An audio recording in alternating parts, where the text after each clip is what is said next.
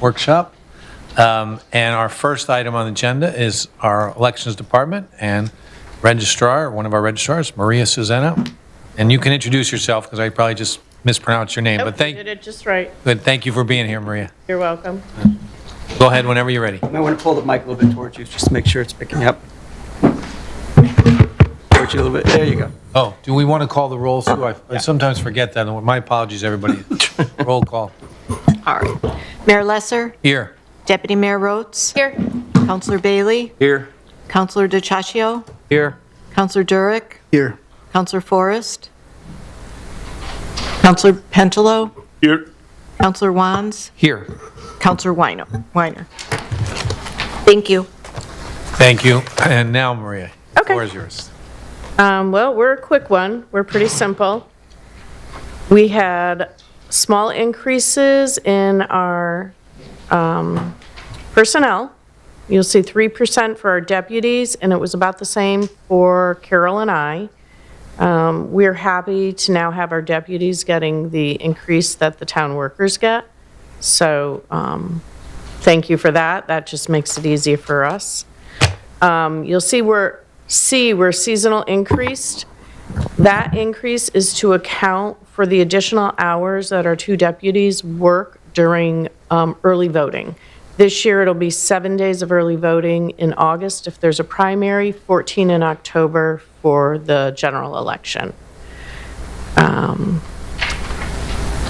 Not much more for changes. Training and conferences, we have 2 a year. We just completed one this week.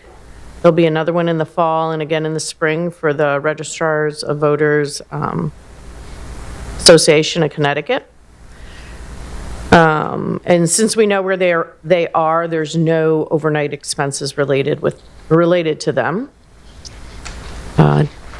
Poll worker, that is for, we have it broken out by the general election and the primary, pretty cut and dry. That's what we have to pay our workers to work that 15-hour day on election day. Early voting, again, we have about 30 workers that work throughout the 14 days of early voting in the fall. We have absentee ballot workers that come in on election day. They count both the absentee ballots and the same-day registration ballots.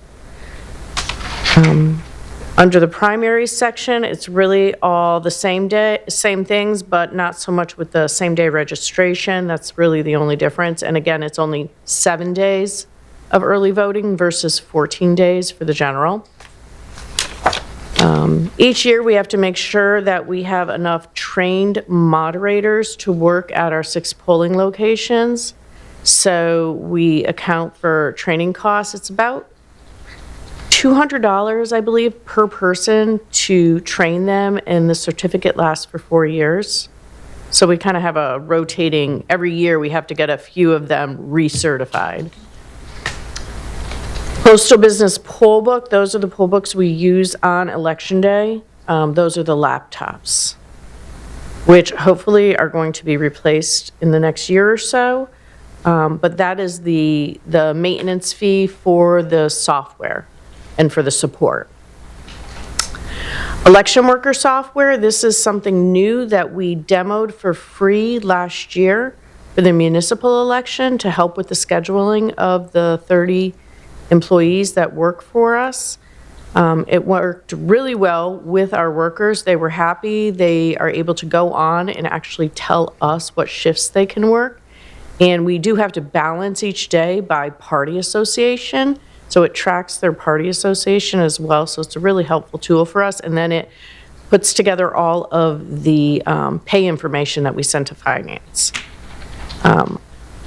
So that's the software cost for that. LexisNexis, again, that's the software usage for that. We have 3 user IDs, and we use that to basically find any missing people that are registered in Wethersfield, but their mail is getting returned to us. So now we need to go find them. People think when you leave town, you automatically become unregistered. You don't. Unless you register in another town in Connecticut, That way, we would find out you were registered somewhere else, but if you don't do that, you just stay registered in Wethersfield indefinitely. So this helps us track those people. Each year, we do a canvas, we run multiple different reports through the state, through the mail, through the U.S. Postal Service, and they give us a list of people that they think have moved out of our town, and then we reach out to them and try to, so Lexus helps us with that. Polling location fees, we do have to pay a fee to use both Incarnation and the Methodist Church. So that's that. It's a set fee. It's accounting for using it, I believe, twice in the cycle. Support services, food, we do feed our workers. We give them breakfast and dinner for general elections. Adkins is in New Britain. That's who prints our ballots for us. So that's our approximate ballot cost for what we believe this year. ES&S is coding for those ballots. And then just general office supplies. And the last thing is our ES&S AccuVote maintenance contract. If you remember, the state contracted with a new tabulator that we began using in 2024. We were one of the first demo towns. And that is our annual maintenance fee that we have to pay to have those tabulators maintained. That's everything. Thank you, Maria. You're welcome. And thank you, kind of flying solo tonight. Yes. Used to seeing Carol there for many, many years. She wishes she could be here. Does she? She does. I'm just- No. Maria, thank you very Yeah. much. We appreciate that and appreciate you handling that on your own. I'm going to open it up to the council for, I see Councilor Bailey, council's questions and comments. Councilor Bailey. Good evening. Hello. Under professional services, there's a $46,000 over, you want more. Which one are Can you you looking explain at? that? Are you looking at the one like this? 52220? Okay. It says the 6645 for the adopted, and Yes. this year you're looking Yep. for 112. Yes, so here, just to be, this is a simple answer to that. Last year was a municipal election. It's a smaller election. This year is a governor election, a bigger election. So we'll have an expected primary for both parties in August. Okay. And also the 14 days where we expect a bigger influx of voters. So we have to hire more people to work, especially early voting. We hire more people to count ABs because we expect to have more ABs. So it's just bigger overall. It's really cyclical. Our budget in municipal years is much lower than our budget is during presidential and governor years. Okay, So what you're comparing it to is a municipal year. almost double. Yeah. Okay. Support services has a pretty large increase as well. Can you explain that? Sure. Food costs increase. Ballots, because we're having a primary and a general, and the primary will require there being a ballot printed for two separate ballots. Ballots for the Ds, ballots for the Rs. So that's two separate things. And then we will order more ballots for the election in October than we would have ordered last year for the municipal election. All right. Do you have almost 30,000 in the budget under, it's either support services or, let me see.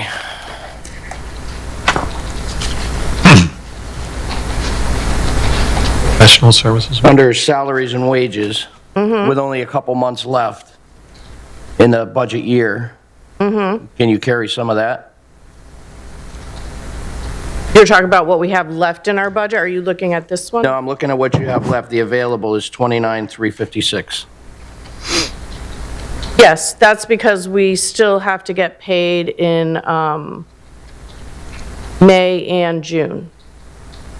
So that's that's what's left in my budget for the remainder of this fiscal year, which goes until June 30th. Yeah. So those are salaries, that's money that'll get paid to our 2 deputies, myself and Carol. There may be some left over, but if there is, the town takes all of our leftover money. And the 10,000 in the repair and maintenance?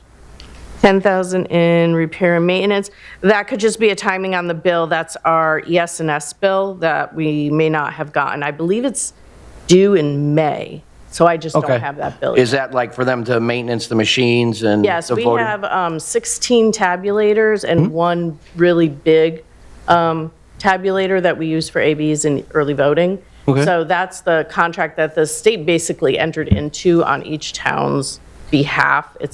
We don't have any say in that. All right, thank you. You're welcome. Thank you, Councilor Bailey. Further council questions or comments? Councilor Wands. Good evening. Hello. I want to follow up on Councilor Bailey's question there. So I understand there's a cyclical nature to elections, in last year's municipal, but the previous year would have been a presidential, so you would expect that that would have been a higher year than last year, but in fact, it's gone, 146, 227, 286. So I'm not seeing the cyclical nature like you're saying, where there was a higher for a presidential year. Well, sometimes some of the numbers move around between areas, but I would say part of that is that we did not have Early voting.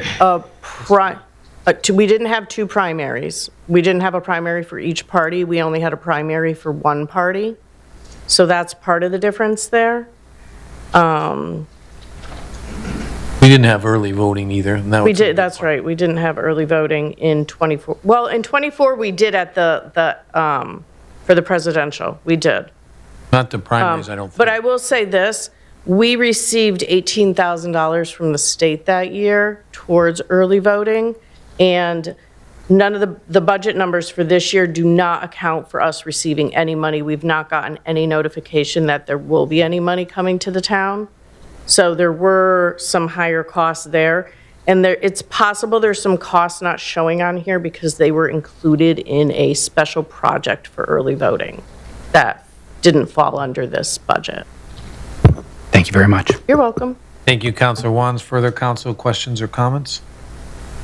I have a couple follow-up as well. Okay. So, August primary, so I think the primary date is August 11th, and then Yes. 7 days before August 4th. Assume you'll have the same setup in here. Yes.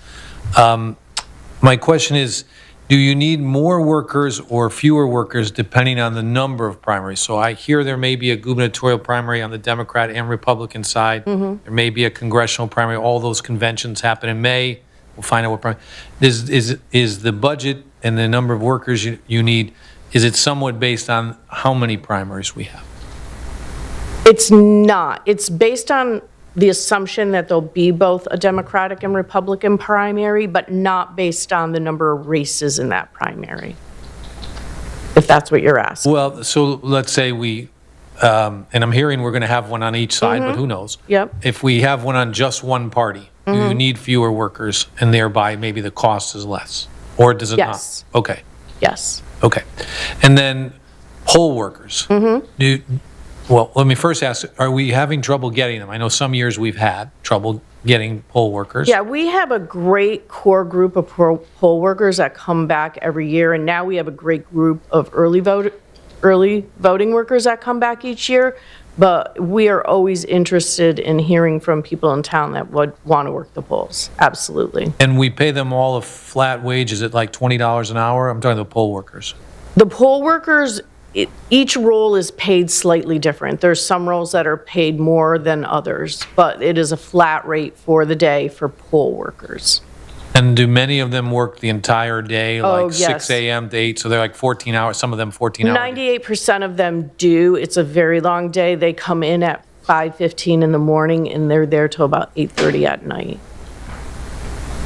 And the last one for me, so the general election in November, 2 weeks of early voting. Correct. And the budget reflects additional poll workers for an additional week of early voting? So It 2 weeks versus reflects 2 weeks' worth of early voting workers, yes. Got it. Okay, I think that's it for me. Does anybody else have any questions on the elections budget? No? Okay, Okay, great. Thanks, great. Maria. Thank you. And we have our friends from the library next with a really good turnout. Hello.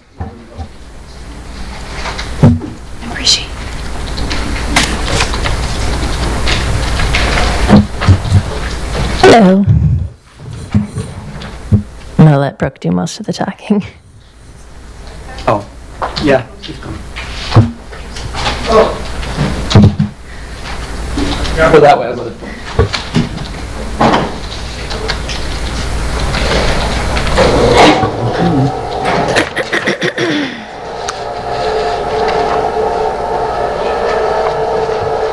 And just for the record, Kristen and Brooke, just your name and your role, and yeah, thank you. Kristen Michaels, Library Board Chair. And I'm Brooke Berry, Library Director.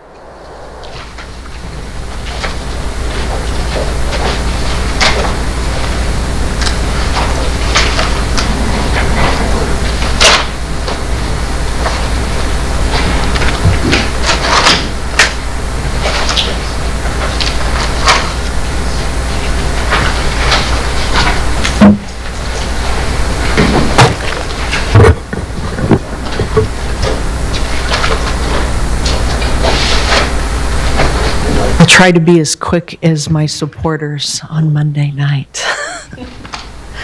The mission of the Wethersfield Library is to provide a welcoming community gathering place with free and open access to resources and experiences that engage the imagination, inspire learning, and promote the exchange of ideas. We do this by providing for the informational, educational, and recreational needs of the Wethersfield community, either through materials, services, or experiences.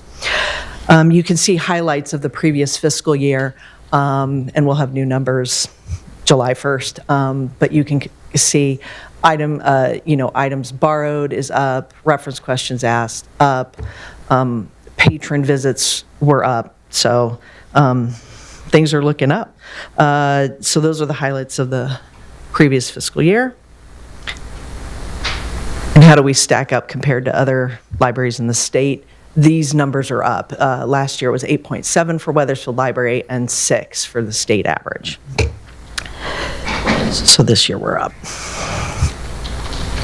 You can see our attendance of people who've attended programs is over 11,500, and we had over 442 programs that were offered, either in person or virtually. And these numbers are up from the previous fiscal year. We have 5 strategic initiatives that complement the town's strategic priorities. It's satisfy curiosity and stimulate the imagination, supporting young learners and their families, celebrating diversity, being informed citizens, and visiting a comfortable place. Looking ahead,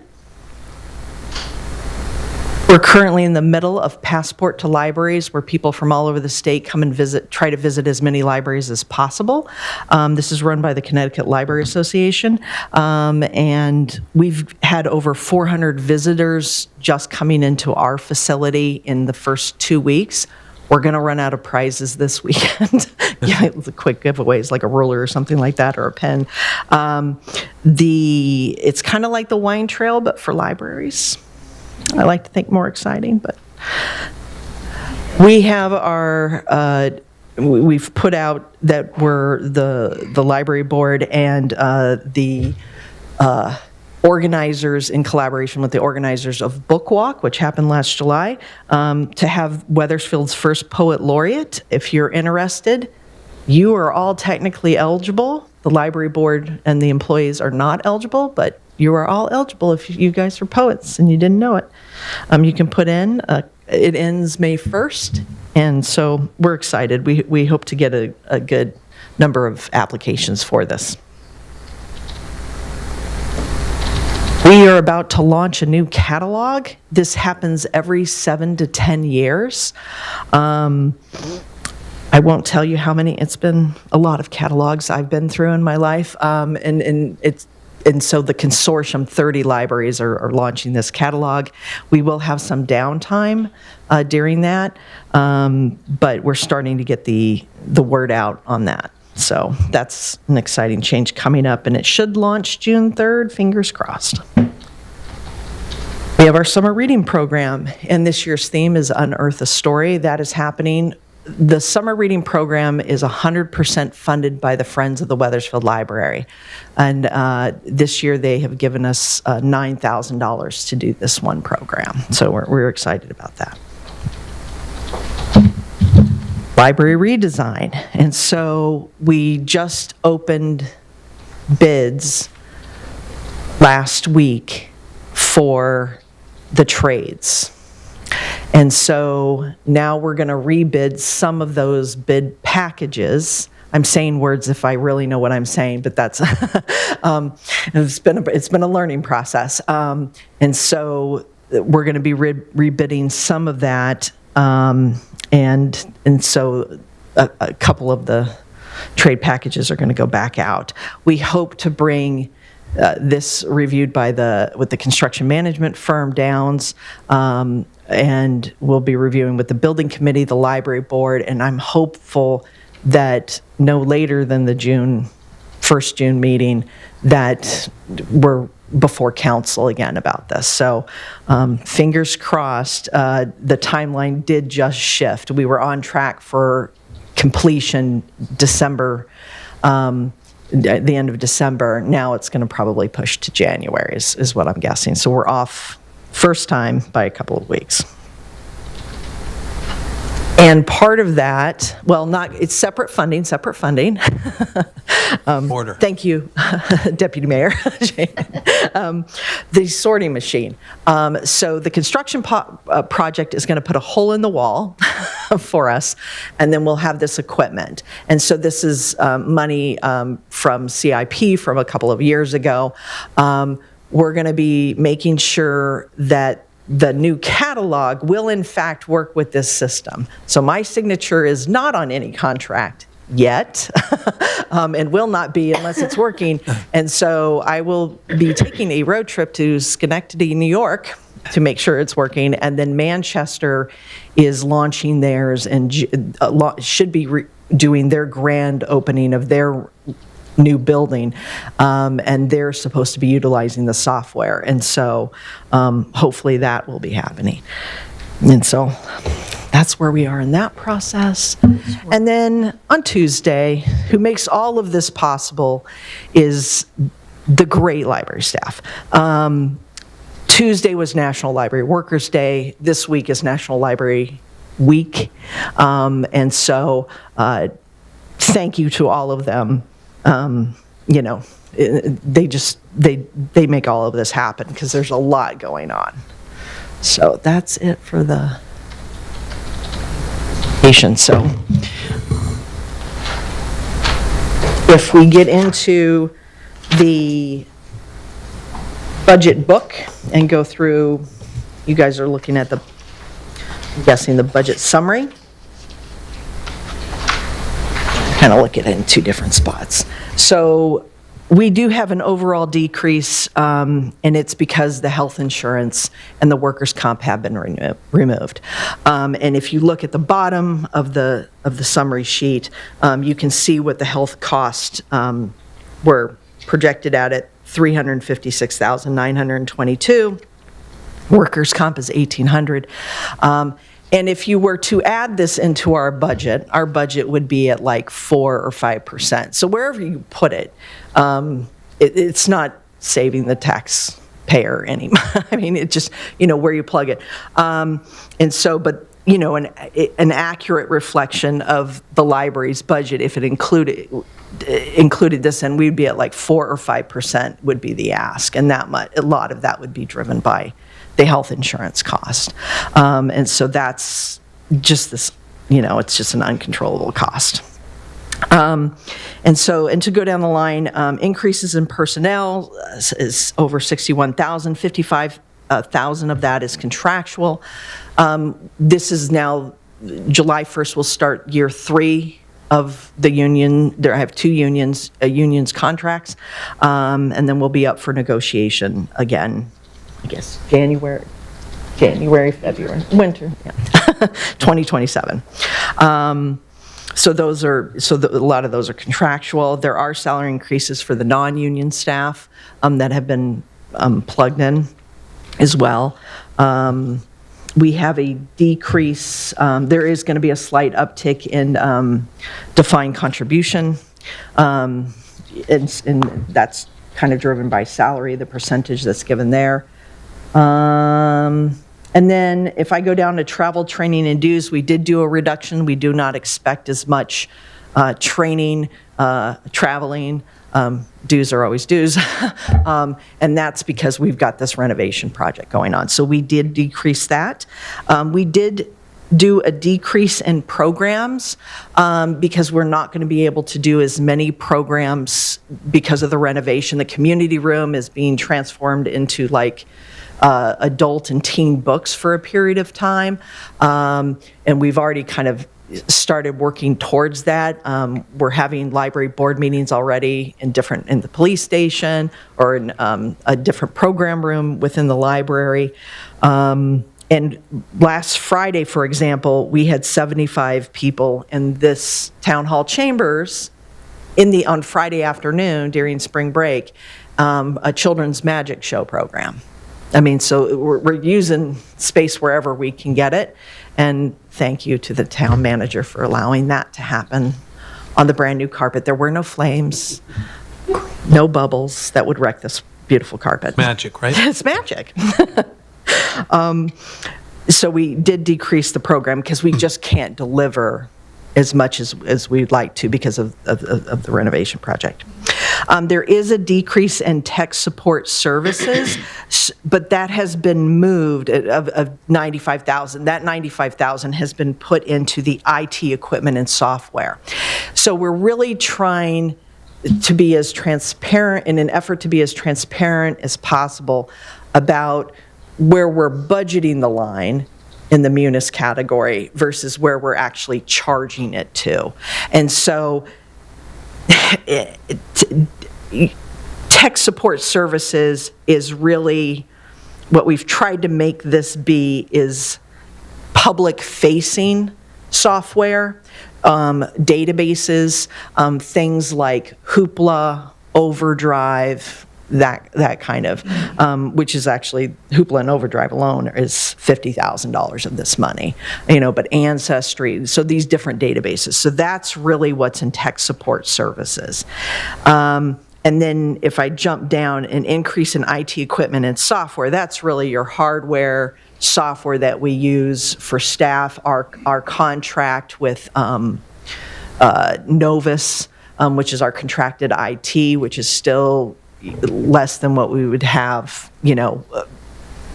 with an employee dedicated to the library's equipment, IT support. So that's kind of, we're trying to be more transparent. There is a line within the budget as well that we have not, at least the library has not started utilizing a Munis category software as service, and I'm looking at Mike O'Neill. And at some point, we'll utilize that, maybe, yeah. So at some point, we'll start, and so maybe some of these other categories would go into there, like, what's on the cloud. I'm sorry to interrupt, I gotta go, but there's an ET sign over there. I just play Evanescence. They're the ones trafficking me, and they want war, and they made my baby not talk with their science and their alien technology. And I passed the wellness check. Oh, I'm gonna pay Evanescence. At 12:01, they're gonna see. Okay, sorry, there's patients or something that's next. Once a year. So, continuing on, we were going to have an increase, or an anticipated increase in custodial services. We're part of the contract that I believe Town Hall, the library, physical services, and the police use, and whether we go out for contract again, but I did budget in an increase there. I did budget in an increase in telephone and communications, and so we're on it's kind of in the spirit of shared services, we're part of the town's, what do you call it? I'm blanking on the phone system, but voice over IP and that kind of stuff. So, so that's, but the cost there, and we're trying to get ourselves off some older contracts with that as well to save money. We've done a decrease in repairs and maintenance. We've done an increase in building materials and supplies of $500. A lot of that is like paper products, toilet paper. I do have several, a handful of public restrooms that are used. We get we average between 250 and 300 people a day. Many do come in to use the restroom, and then in paper towels. And then we have also a decrease in library book and other media, and we decreased that by $2,500. I do have some use of some private money. We were able to realize the gain and set that money apart. That money can only be used for adult material. It can't be used for the children's collection. And so, but we're trying to utilize some of that money. And then I already talked about increase in IT equipment and software. I didn't request new positions. We do fill vacancies. We're in the process of we're in the recruitment process of one of our youth services librarians right now. I do not have CNEF requests, but if anybody thinks we should have a bookmobile, I can put a request for that. No, no. And then our CIP request, we have our needs are automatic front doors, new front doors, and then I would, at some point, we're going to need to replace security cameras at some point because they're getting on in age and they just don't work as effectively, and the software that mans it is kind of dated. And so at some point we'll be looking at that. And then I just want to be an advocate for every town roof, any building, any roof in town, if it leaks, it's bad. And my roof seems to be okay sometimes. Oh, don't say that. Knock on that table. Yeah. It's not raining today, so it's all good. But there are, anytime there's roofs and books don't mix. So that is our kind of our proposed budget that the board has reviewed and approved. Currently, in terms of, sometimes this question comes up, so I'll just answer it. In terms of revenue, we do not generate revenue for the town. Though we do, it's like $3,000. That's about it. And that is from printing, from copy printing. We went fine-free in January 2025. So there's no fines anymore. So our estimate is $3,000. Currently, our current budget, in the chart that you were given, it was at 65%. I'm doing this off the top of my head as of March 31st. As of today, it's at 72%, and that's basically, or 71.4%. And that's pretty much the same as this time last year. If there are, the library does have access to other sources of funding, but it is extremely important to note that these other sources are limited, often restricted, and can only supplement, not supplant, the library's general operating funds. And in addition, I've already accounted for them in my budget. And so, that's kind of the other funds. The Friends, Polly Moon got up and spoke. I have requested from her, we ran a quick report. Since January 2024, I've asked for over $53,000 from the Friends for various things. Museum passes, baby bundles, programs. They're paying for one of our databases, our online author talks. So various things. Summer reading is the big one. We're very blessed to have them. They're also possibly looking to put some money, a little bit of money towards something in the renovation project. And so that would be great. But usually they only have about $50,000 on hand is what it is. And in 2 years' time, I've pulled, money. They're still good. They're still doing puzzle cells, and they have a spring raffle, $5. It ends May 1st, or May 15th. By now. And then if there are cuts, I appreciate that, resources are limited, taxes are high. But if there are cuts to the proposed budget, the process that I do is make recommendations to the library board for their consideration. And my recommendation is based on striving to have the least amount of impact to the public as well as to the staff, and still maintain quality service. The library board would have a final approval of where the cuts would take place. And what suggestions from me would be of cuts. Some examples could include less hours of operation, and that's kind of looking at weekend and evening schedules, reduction in collections, both in our online collections and print collections. And when you're reducing these type of things, you're also looking at reducing hours of staff, starting with part-time, non-union staff, and then moving towards union staff.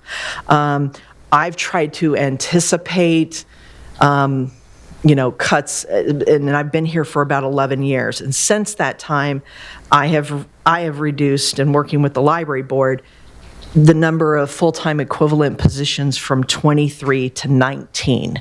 That represents about anywhere between 33 and 35 humans. Because you'll have, say, a page position for 40 hours, and that's one position, but it's really 4 people working 10 hours a week. So I've tried to be very smart about that. I feel that we're kind of as lean as I can kind of get it. But we've just anticipating those kind of things. I mean, something as voice over IP, my staff is not spending time answering the phone going, yes, we're open. The fact that it's a recording is fantastic. As we look towards now and into the future, if there's anything that I can achieve with AI, I'm doing it. And so looking at ways to save staff time doing some of the tasks that they do. And so looking at that, but being really smart of what guardrails need to be in place and whatnot, and making a policy for that. So, I look at that internally, but I also think of, AI and what impact it can have on the public as well, if there's anything there. Do you buy books that are generated by AI? It's kind of just fascinating to think about in general. But questions? I'll stop talking now. Thank you, Brooke. Kristen, thank you. Library board members, thank you. Happy National Library Week. And now we'll open it up. I see Councilor Wands, Councilor Bailey, Councilor Taggio. Councilor Wands. Thank you, Brooke, and thank you, Kristen. I want to thank the library staff, the library board, the Friends of the Library for all the work you do to have such a wonderful library in our town. I know we're all looking forward to the construction project, probably no one more than you, to see it when it comes to fruition here. And I know you run a lean budget, and you've spent a lot of time over the last several years making it right-sized to the organization and to the community. You're about 80% staff, 20% other services in your budget. Most of the increases are from contractually obligated reasons for the salary readjustments that have happened over the last couple of years.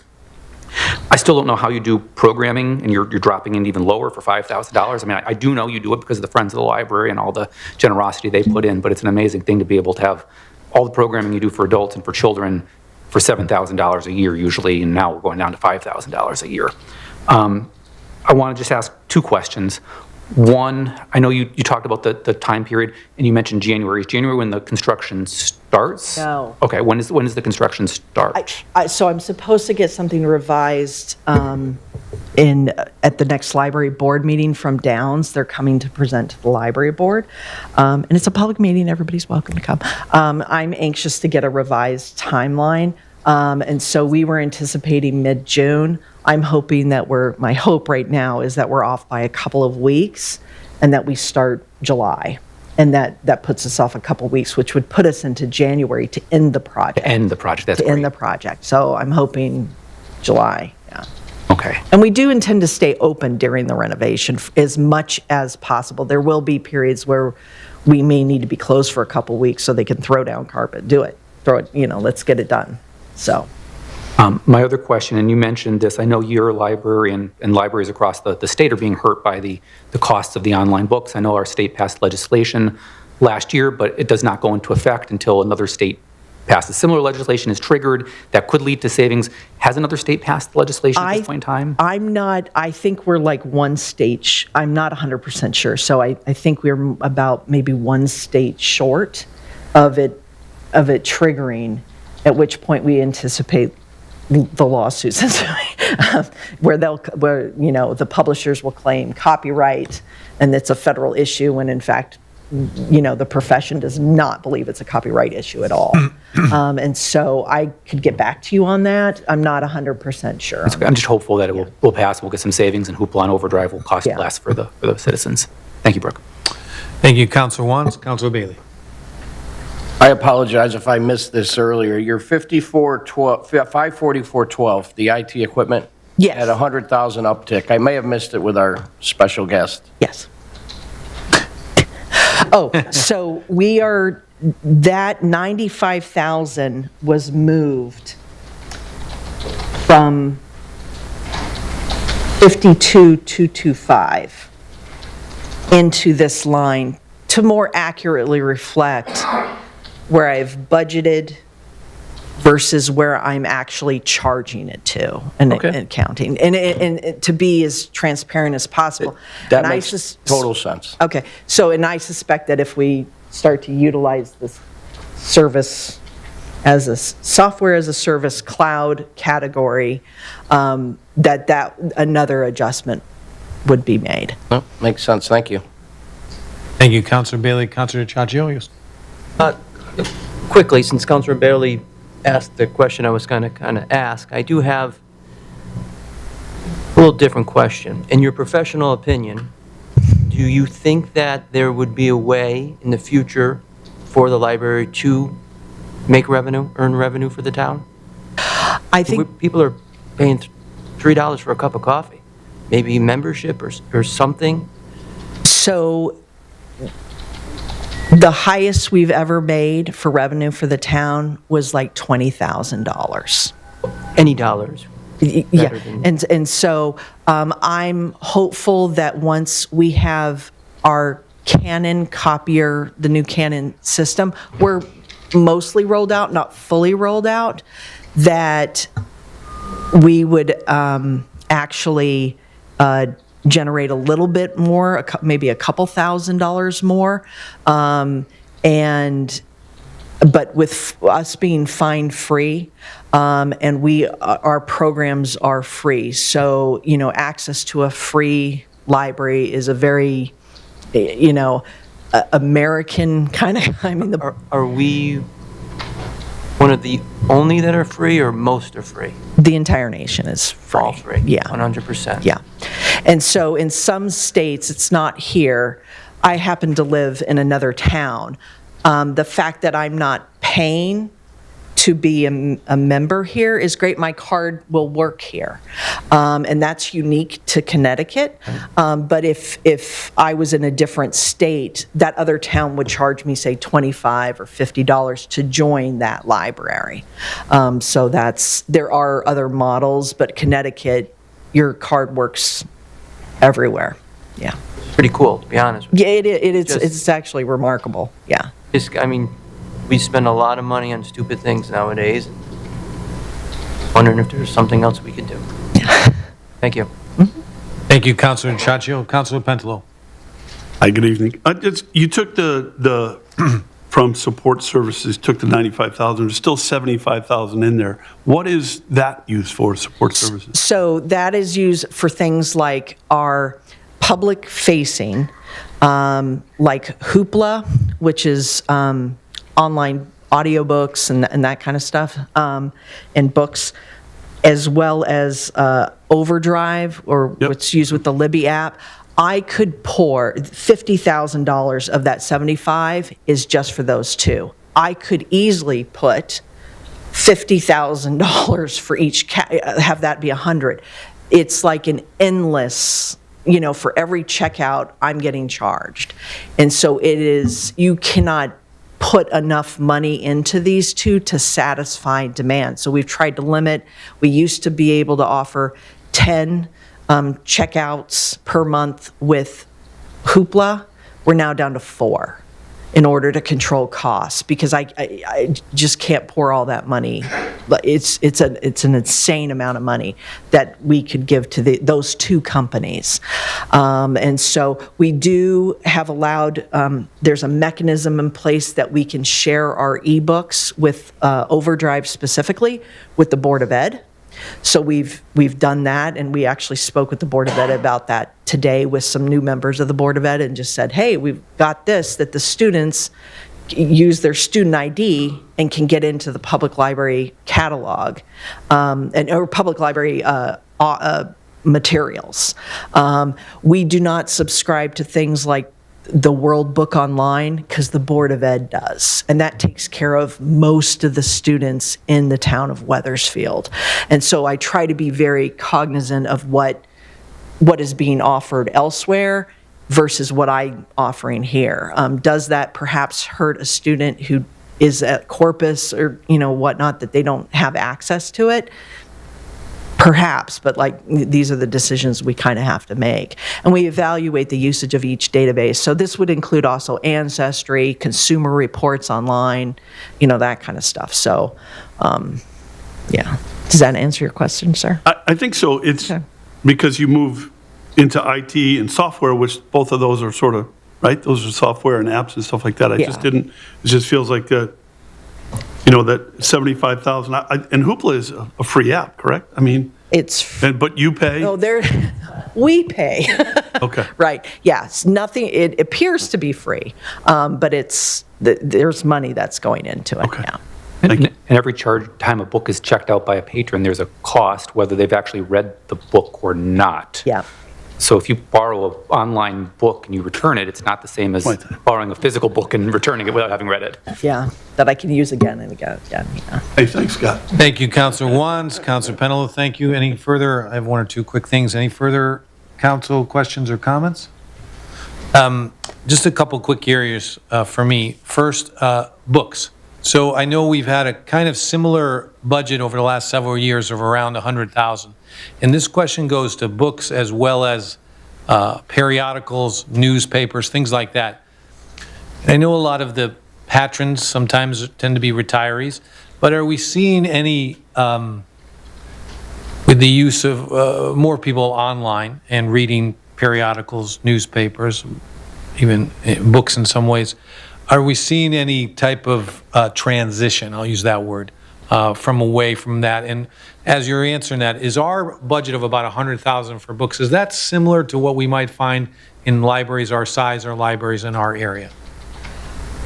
I haven't looked at that recently, but I can get that answer for you. But I would say, yeah, I mean, Anecdotally. And when I've adjusted this budget, when I started, this budget was, that particular line was 134,000. And so I've trimmed it down, anticipating less use of, say, the CD collection. It's going as a format. And it will pretty much be gone by the end of this renovation. We'll have a little bit. Paperback books are dying as a format. They're not going to make it through this renovation. Less investment there. DVDs, streaming is what it is. And there's a lot that we can't get in DVD format because, Amazon, Netflix won't sell it to us, period. They just won't make it available to libraries. And so there's those things. Nonfiction is where I've kind of made the biggest adjustment, because that's quick and easy perhaps on your phone and less so of a book. Not that we're not buying it, but my staff have been directed, do no harm to the Wethersfield community as we make these adjustments over time. But I anticipate my nonfiction collection being half of what it currently is because of how people are accessing information. That's in, say, 5 to 7 years. So those are the kind of things that I've adjusted, you know. I really wouldn't want to go below 100,000. The Hartford Courant is costing me an arm and a leg if it gets delivered, but, you know. So I still get it. No, and you're always on top of that and the cutting edge things, and I appreciate that. The other quick comment is a follow-up from Councilor DiCiaccio in terms of revenue and fines. I think I made this comment last year. I'm very good about taking books out. I'm in the library all the time, as some of you know. Not always as good at bringing them back on time. So I appreciate the fine free. I might have been able to pay for your renovation if you had the fines. But is that also common among our neighboring towns to not have? I know they used to have fines as we did. Yeah. So that most libraries are going to fine free. Most in this area have, and many over, there's say 168 in the state of Connecticut, public libraries.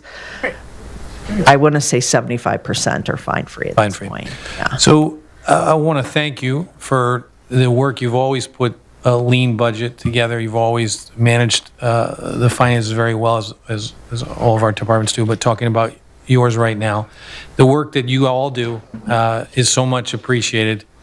We love the library. We will take a close look, all of us, closer look at the budget, but thank you. And if there's no more questions or comments, I see Councilor Forrest arrived. We're going to move on to the fire department, but thank you, Brooke, Crystal. Thank you. Thank you, everybody. So we have Fire Marshal first and then Fire Suppression. So is Anthony, are you? Okay.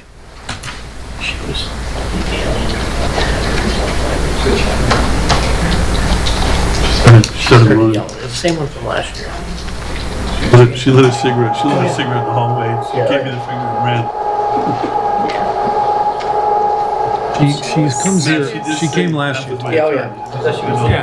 Well, and I'm also the godfather. Spoken at publicly. She's also. I don't know. Tom wants to be the godfather. Tom, you can have Pizza it. tonight? Yeah, Tom's the godfather. Katrina. You gotta Mr. Fire Marshal, we're happy to see you. Happy to see you. I am sorry we're taking away from the NFL draft. If you are an NFL, I know the 49er. Actually, I was watching the Yankees and Red Sox, but Oh, Yankees. Who's winning? the game already started. There was no score when I left. No score. Well, we appreciate you being here, all you being a chief, you're here as well. And the floor is yours when you're ready. Okay, just before we get into numbers, I just put together a little year in review just to outline a lot of good work we accomplished this year. Just want to start off, this will be my final budget presentation as the Fire Marshal. I'll be retiring as Town Fire Marshal in March of 2027. It's been an honor working with the past and present council members over the years. So I think I told Fred about 2 years ago I was retiring. So I've always got great cooperation out of the folks up on the council supporting my department. So it's been an honor to do these many years. As far as 2025 was the busiest year on record for the Fire Marshal's office since I became Fire Marshal in 2009. We completed 770 inspections, which is the most this office has ever performed in a single year. Having the 2 part-time inspectors, which, again, with the assistance of the town council, we were able to increase my staffing, has given us the opportunity to keep up with the heavy workload. The addition of the second vehicle approved by the council last year helped get my people out in the field, providing for efficient code enforcement. 288 annual inspections were performed, which is also the most in a single year. We also performed 52 code complaint inspections. Most of these were in our multifamily apartment buildings. Most of these buildings are now owned by LLCs that do not provide enough maintenance on some of these buildings, which leads to several complaints. So it's a never-ending battle with some of these properties, but we're out there making sure people are safe. I reviewed and signed off on 84 commercial building permits, which is a slight decrease over the previous year. There were 1,098 customer service type activities, which includes going to meetings, property information, code consultations, abatement orders, legal referrals, answering general questions via the phone, people coming into the office or through emails on a variety of fire safety issues.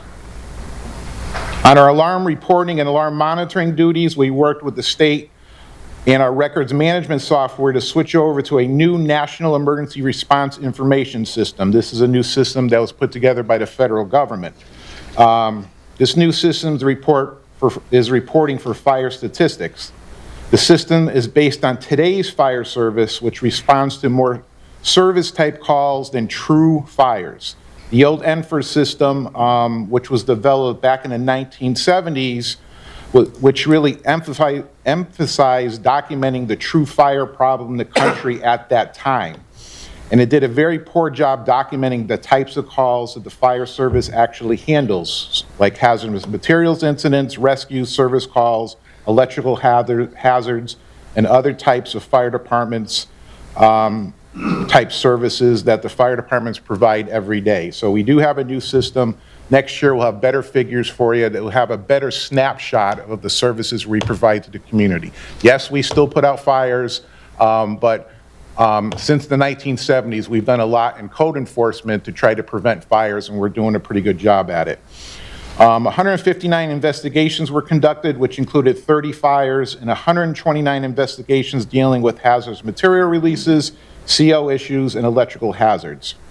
Working closely with WPD, we were able to solve 2 fires which were intentionally set, which led to arrest of suspects.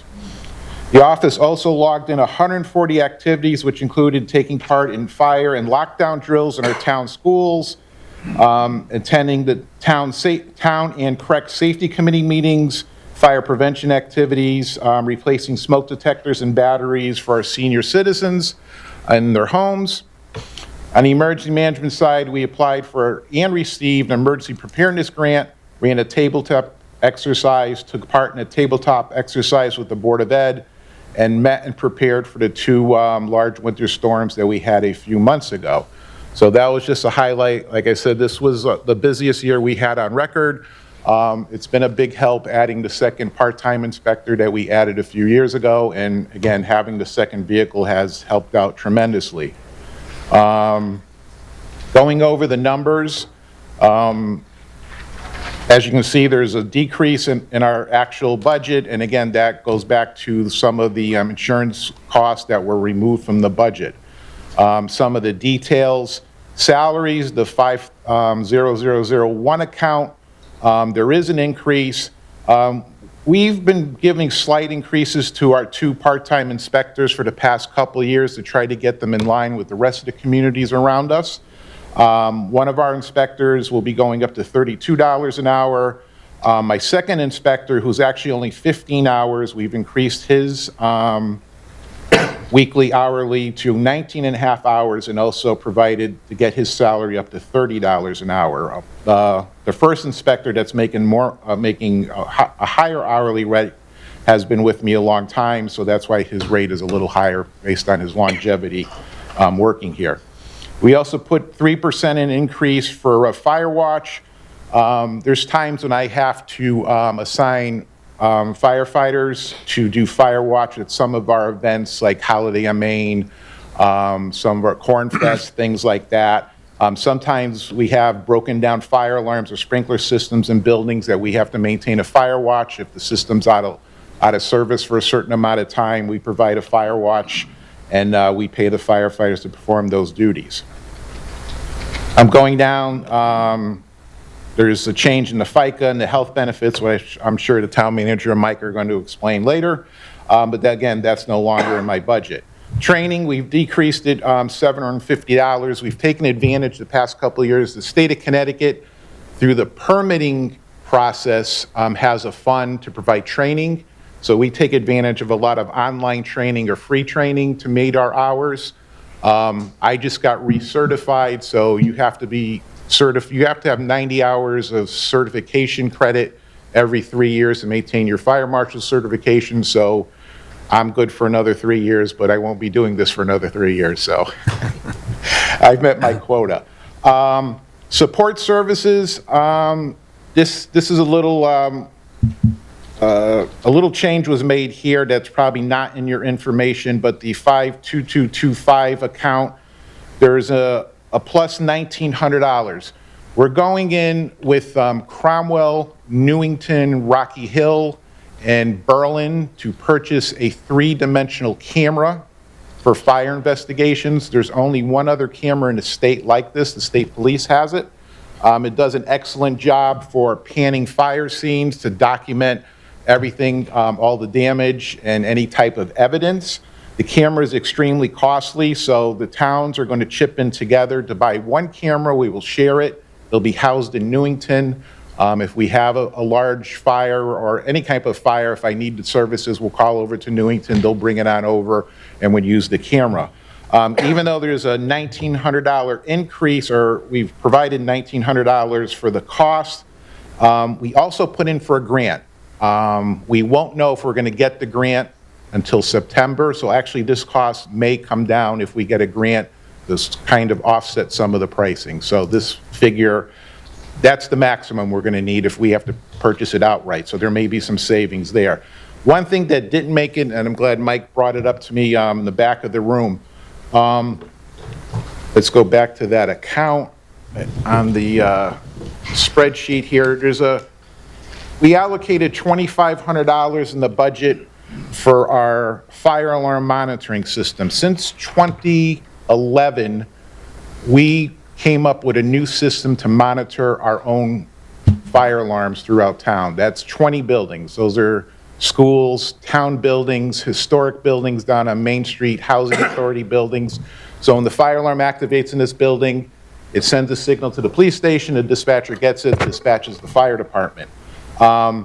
Again, it was put in 2011. When we put the budget together in February and March, we were relying on the system that we have right now still being up and running. Probably 2 weeks after we finalized the budget, we got notification from our vendor that supports it that the software is no longer supported because, again, it's old technology. So what we've decided to do is we're going with the upgraded technology that meets today's standards. This new technology actually is going to eliminate a lot of hardware on the town side. We won't need a standalone computer anymore. We won't need a special receiver. Everything will be supported at our software vendor, so when the signal goes off in a building, the system will automatically direct it to our police dispatcher. They'll see it on their screen that they use for other purposes. They'll get the alarm, they'll dispatch the fire department. So that $2,500 that's in that account will be removed. It has been transferred to IT. It is a larger cost. I believe it's going to be about $7,000 a year. But IT is going to take the financial burden of the new system moving forward. Again, now that it's cloud-driven, there's more technology involved with it, and I think IT would be a better place. Myself and Mike met, just a better place to have the fee, and IT will be more involved than I have been in the past supervising the system. So that's why that was transferred, but that is not shown. So there'll actually be $2,500 removed from my budget that was previously put in. We didn't anticipate that, so they literally gave us like 2 weeks notice that the software was no longer supported, so they sort of got us. We sort of had no choice here on this one, but again, the savings is the monthly cost that we pay the vendor for us to monitor is saving monthly fees that we'd have to pay Sonatrol or ADT, a private vendor, to do the same thing, so. There is an underlying savings overall to make sure our buildings are protected. I believe I covered just about everything. We have our budget from this year. We're pretty much right on track, so we should be right within budget for this year, what's left of this fiscal year. Any questions? Thank you, Anthony. Fire Marshal, great job. I'll open it up for questions and comments. Councilors, Councilor Bailey. First of all, congratulations. Thank you. Well deserved. My question, your budget's fine. When they start building the swing school, is that something you'd have somebody there a couple hours a day, or would that be inspection only, or, I just want that one especially. When they build the brand-new school, you mean? Yeah, the swing school, When they yep. build the brand-new school, it'll be new construction, so we won't have the problems. We have the high school, obviously, with the building occupied, so there'll be periodic inspections. It'll keep the, it won't be keeping me busy, but it'll be keeping the others busy. Yeah, anytime there's new construction, there's certain plateaus that we have to inspect. The original, once the building starts, like the site work, the metal, the concrete, the building inspector does those inspections. But once they start building walls, the fire protection goes in, that'll require inspections. So yeah, it'll keep us. Is that, I guess my question was not, I know you're going to inspect it, but would my question be, is that would the next guy who's going to take your job, would that be something that he'd want somebody there? No. More of the inside stuff, not the concrete and the site work, I get that. Usually, probably, once the building, I would say, is like 80 to 90% done, that's when more of our inspections would happen. But no, it would be like any other new construction that we deal with all the time. Obviously, a much larger building. The problem we had with the high school was, as you know, you were responding with me a lot of times, was just having the kids there and trying to do that. So the town made a wise decision of building a brand-new school and not having, or renovating the schools without having the children there. The high school was very difficult for our office and the fire department. We responded there many times during the construction. Anytime a building's occupied and you're doing construction there, there's hazards there, so. But this will run a lot smoother. All right, thank you. Thank you, Councilor Bailey. Further, Councilor Forrest and Councilor DeCiancio. You gave, in the beginning, you talked about all the records that you broke this year with inspections and reviews and all the rest of that. What do you think is driving that up till today? And then what do you think the council can look forward to in the next 2 to 3 years? Well, I think, again, it's just the demand. For years, well, when I first started here, I was by myself. So again, to try to do all this work by yourself, a lot of inspections fell through, we weren't performing them. And as we added staff, we were able to keep up with the demand. The state has under state statute, there's a inspection period which certain buildings have to be inspected at certain intervals. Your assemblies, your educational, daycares, residential have to be inspected once a year. Other properties like businesses every 2 years, storage every 3 years. So the past couple of years, we were finally able to keep up with that inspection schedule by adding the additional staffing. I think moving forward, as long as there's not a lot of new construction, which I'm sure we want, I think what the staffing right now should be sufficient that we have right now. Hey, you also, oh, sorry. Go No, ahead. I'm sorry. And just unfortunately, I think you saw what happened in Rocky Hill. And again, I'm not trying to insult property owners, but some property owners don't upkeep their properties the way they should. What that happens with that is now the residents get upset because they're calling their management companies, this is broke, not getting fixed, and guess whose phone rings next? So that's what drives a lot of this, is some folks are not keeping up. And again, I'm sure it's financially driven because everything's so costly, so that gives us an uptick in work when people don't do what they're supposed to be doing. Right. So, and I think you hinted at that, talking about a lot of like outside LLCs are owning some of these more multifamily properties, et cetera. So, it sounds like you're also finding some more violations in that particular area for all the reasons that you just mentioned. Oh, absolutely. Okay. Right. Now, if there's violations, is there fining that goes along with that? You violated this, here's the X amount of fine. And like, I'll try to be politically correct. We have a system here in the state. It probably can be more stringent. What happens is we issue an abatement order. The property owner has 30 days unless it's a blatant violation. Let's say like we find gasoline inside of a bedroom, things like that. Right. They have 30 days. At the end of 30 days, I have to go out there to see if they complied. If they didn't comply, then I have to write out a warrant to the district attorney. It goes to the district attorney, it goes to housing court, and then based on their workload, the property owner is notified to go to court. That could take a few more weeks. So we're sometimes tied up with the same judicial delays that law enforcement faces. So it goes to housing court. We've tried that, and Fred has been helpful with that too. We tried to go the civil route by getting our town attorney involved. So that's another route we can go. But again, it all ends up in housing court, so we have to the person has the right to their day in court. We have to go there and plead our case or bring the case to the courts, and then it's up to the judge to decide how it's handled. And a few times I did go to court, a lot of times judges will give people even more time to comply. Yeah. So it just, Yeah. then it requires more re-inspections, more follow-ups on that same building. We have a couple apartment buildings. There's one in particular that last year we were there 26 times, which we're only supposed to inspect it once a year. So as you can see, that's, so some of these buildings are problematic, and many times it's because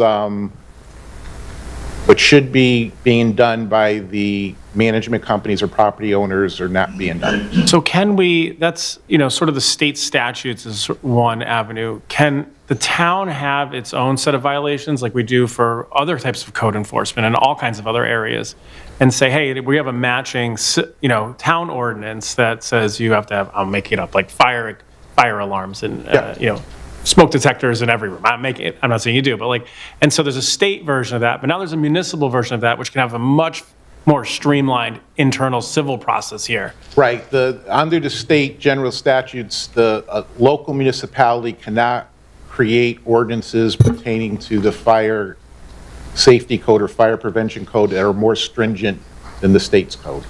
So it's pretty much the state's code because they wanted uniformity. They wanted all 169 towns to be doing it the same way. So I think that would require a statute change. But we could do it. It says, you said more stringent, which is a lot. There are a lot of laws like that. Right. You can't make it worse, but you can go. So we could make a similar code. We could just copy it, but have it be municipal code. So now you don't have to go through that whole process. You can just go through just a quick administrative remedy that we have here. There's a hearing officer, and now you can move much faster. I'm the wrong guy to ask for that. I don't think you can without a statute change, because I think the way the statute is written, I don't know that to a T, but we were always trained that it's one fire safety code and one state code. It's got to be uniform throughout the state. And I think that goes back to when they had the tragedy in Bridgeport with the L'Ambiance building that collapsed. Yeah, I remember that. Many years ago. Yeah, I know what you're talking about. At that time, there was no uniform code throughout the state of Connecticut, so everybody was sort of doing their own thing. So I think that's when the state jumped in and created the statute to require one building code, one fire code that's uniform throughout the state. Now, the enforcement end of it, that's something like this our legal people would have to take a look at, but I don't believe there's a way that we can resolve that locally. We do have some ordinances in town, like the false alarm ordinance, open burning ordinance we can do, but those are not mentioned in the fire safety code. If we could create a process that streamlined enforcement, would that be something that you would think would be a good for our town? You don't have to go through housing court. You don't have to go to the state's Obviously, anything that gets streamlined or makes it faster to achieve compliance would be a benefit, but I'm not sure if that's... Yeah, we'd have to look into it, of course. Yeah. Okay, thanks. Thank you. Thank you, Councilor Forrest. Further, Councilor DiCiaccio, and then Councilor Watts. Thank you for your time. Thank you. And on the shared purchase of the camera, Yes. does that come with training? Yes, it comes with training, it comes with the software support, so that would be a one-time cost we would provide to purchase the camera, correct. But again, it sounds like the grant we put in for may come through, so there should be a savings with that. Now, it's going to be housed in Newington. Yes. But your staff will be trained. Yes, we'll know how to use it, we'll have We're not going to take ownership, we're going to share it. Newington must be a bunch of go-getters, because they offered to hold to keep the camera, and they'll provide it morning, noon, and night. We'll call them, and they'll come out and deliver the camera to us. I said, we'll take advantage of that, because I don't think I was going to get out of up 3 o'clock in the morning and drive to Berlin to bring the camera, so I'm just trying to be honest. Thank you. But again, we've had other shared services with equipment, which Fred can tell you over the years with them, that was stored here, and we used to bring equipment to Newington, what have you, but I think they really wanted to keep their hands on the camera, so they provided the service, and I took advantage of it. I said, sure, you want to, when I call you 3 o'clock in the morning in January when it's 0 degrees out, you can bring it. Thank you, Councilor Chaccio. Councilor Wands. Thank you, Mr. Mayor. First of all, I want to second the congratulations on your upcoming retirement and all your service to our community over all so many years. Thank you. Two questions that are related to your retirement. When we hire the next person, do you think there is a potential for cost savings of hiring the next person at a lower starting salary? Is that something we should figure into the budget for this year as we budget for it? There's no openings right now. But when you, no, for when your retirement, for your replacement for the last my quarter of the year, replacement. yeah. We're not kicking you out yet, Tignani. Yeah, that's under the union contract, so that's in there. So yeah, the new person will be starting at a lower rate. Okay, and is that, do we know if that's been budgeted for the last quarter of the year at a different rate? Or have we budgeted for the full year at? Budget full year, yeah. Okay, so that's something we might want to adjust for the last quarter of the year. And then you took out the training because you're certified, but will we need to train the next person? Do we need to put training funds in for your replacement so that they're certified appropriately? And should we have some funding in there for future training expectations? No, we will have, the town would have to hire someone who's already certified because you can't hold the position if you're not certified. Okay, thank you. Thank you, Councilor Wands. Further council comments or questions? Well, Anthony, congratulations on your retirement. You're going to be missed. You may have noticed, and you haven't, we have a new wall of honor in the back, and that is since we started the Key to the Town Awards and the Spirit of Wethersfield Awards, and you're on there, and that will live here forever. And I want to tell you, we appreciate you so much. I get so many compliments about you and the work you do, and I'm going to tell a quick story. You probably get more compliments than Fred gets. I think Fred gets the bad calls. Yeah. We get a lot, and I'm going to tell everyone a quick story, and then we'll move on to the fire department, but this being your last meeting. So about a month and a half ago, maybe, I received a call from a very frantic lady who does not live in Wethersfield, but her mom does, in one of the housing complex. Her mom is 90 years old, and she, the elevator was broken in the building. You're going to remember this one. The elevator was broken in the building. She threatened to go to the press. She was all upset. I said, we'll get right on it. We'll work on it. So I immediately contacted Fred, and he said, we will get Anthony on it. And so Anthony went there every single day, talked to the residents there, who are all elderly, and the elevator, talked to the management company. And we have this issue, everyone should know, throughout Wethersfield with a lot of out-of-state property owners managing these properties, owning these properties, and it's very difficult. And because of your work and you being there every single day, it was fixed very quickly, and you put a lot of concerned elderly residents at ease. And it's just a story that shows your dedication and the work you've done for the town. So we appreciate it. We'll miss seeing you here next year. I've seen you there with Councilor Bailey, Mark Carrera, Chief, for many, many years.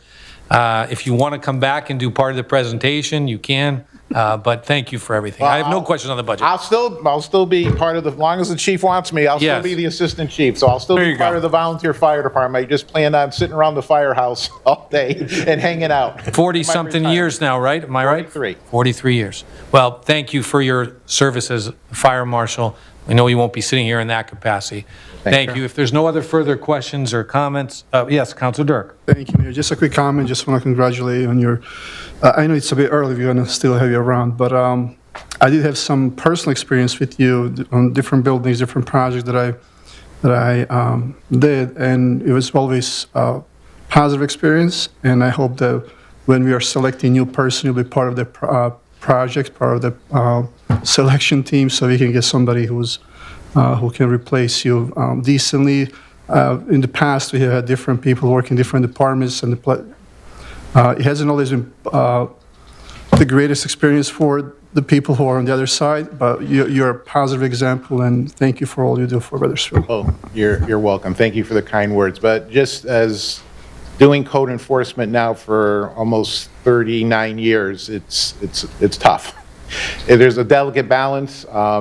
And the world has, people are far more argumentative than they were in the past, so it's a challenge, but you have to work with people, and it's not always easy. You said that well, and it is a challenge. Thank you, Councilor Durick. Anybody else? No. Thank you, Anthony. I think we're going to move on to fire suppression. Chief Schroll, Chief, thank you for being here. I don't know, is anyone joining you at the head table? Chief?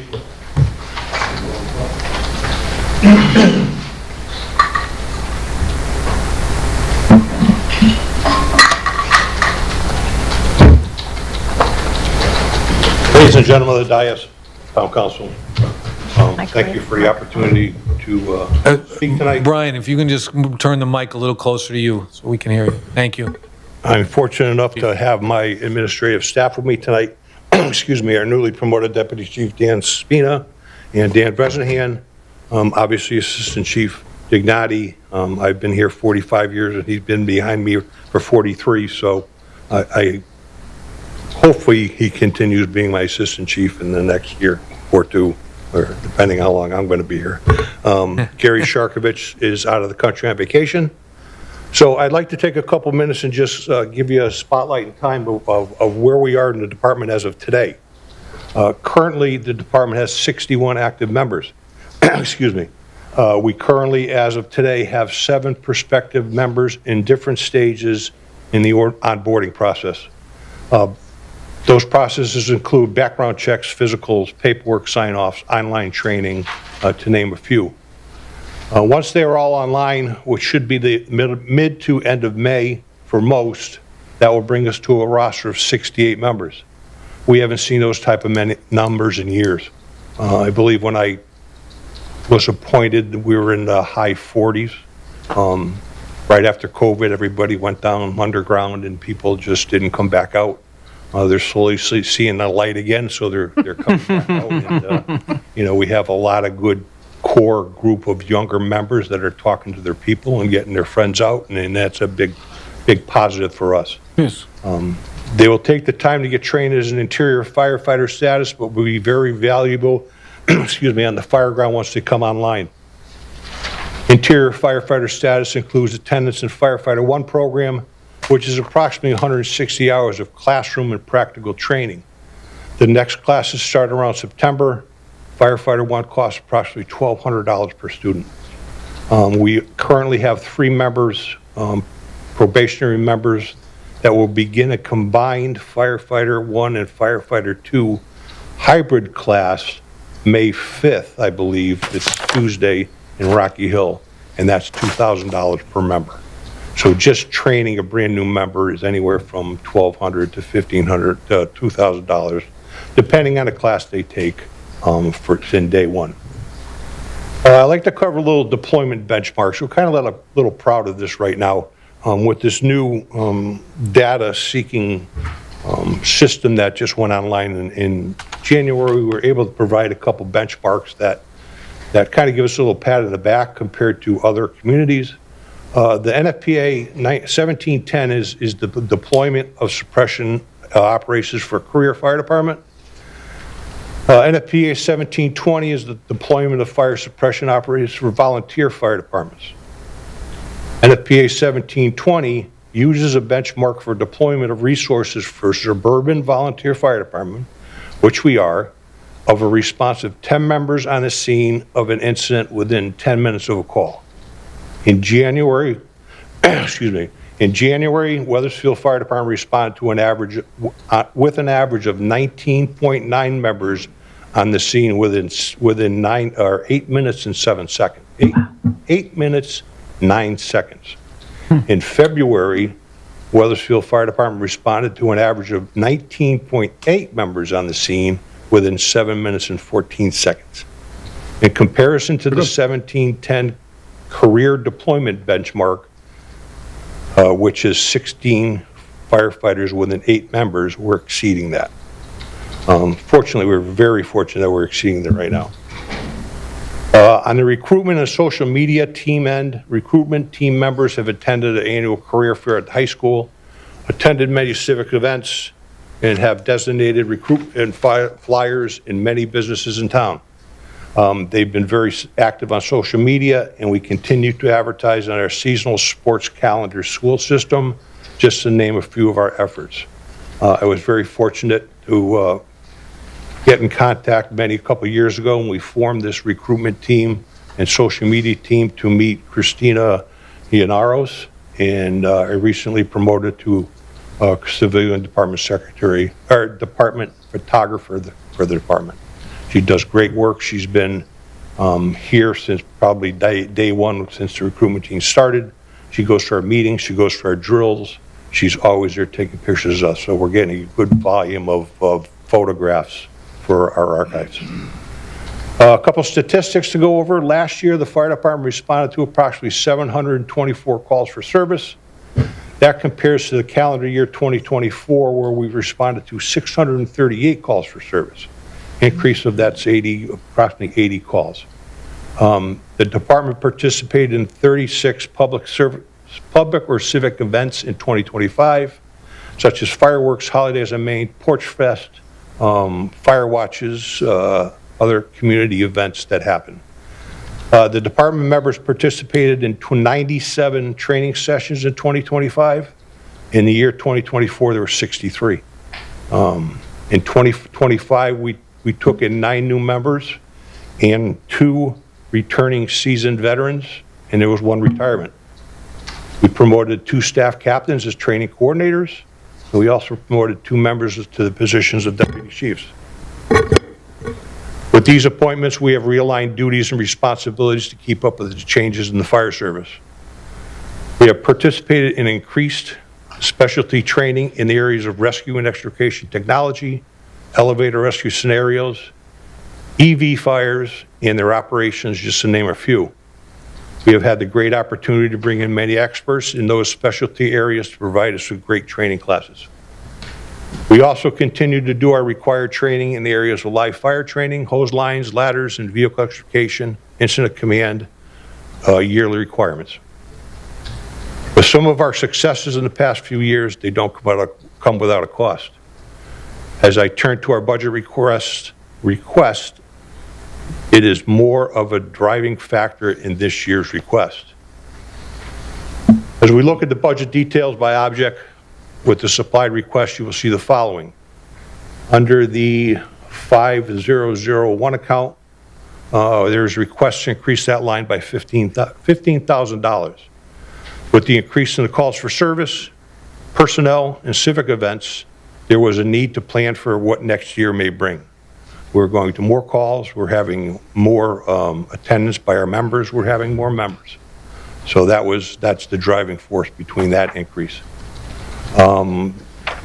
There's a couple increases that or decreases that came out with the workman's comp. We've covered that before.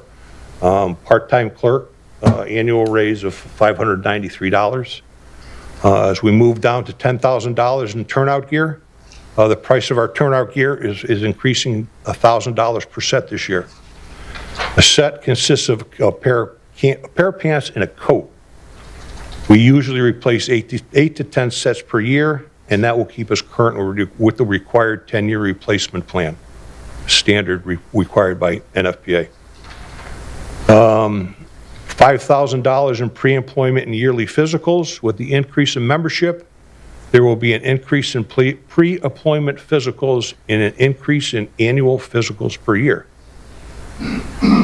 There's a $2,000 increase in the specialty agency supplies. This is to support an increase in battery replacements. Much of our equipment nowadays is battery operated.